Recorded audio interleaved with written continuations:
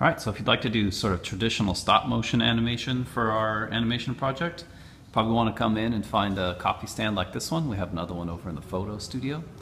And you probably want to come in and just make sure you turn on the lights to get you nice even light. It depends. If you don't want nice even light, you could do anything you want. You could add colored lights. These are kind of the decisions you'll have to think through and make. But you want to go ahead and load the camera into this little doodad here if you have a classic kind of camera phone. And then what we're going to do is we're going to try to use the stages, again, just like we did for if we were drawing this by hand. We're just going to try to make this thing, this object here move. So I have some colored paper. You could hand draw things. It doesn't really matter what you want to do.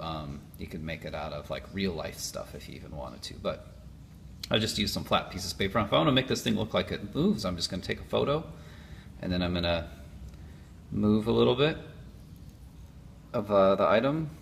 And then I'll push, and I'll take another stage, and I'll move it a little bit more. If I want to make it look like it's moving, I can actually move the whole piece of paper underneath. Take a photo, move the piece of paper just a touch more. Move the... And so now, if I build this up, I just have to think, well, how far do I want my item to go in the short amount of time that I have?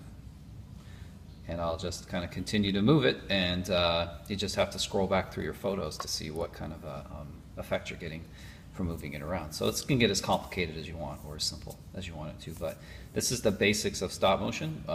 Again, we have some gear set up for you, but it's really just thinking through how far do I want my subject to move in a second, and that's 12.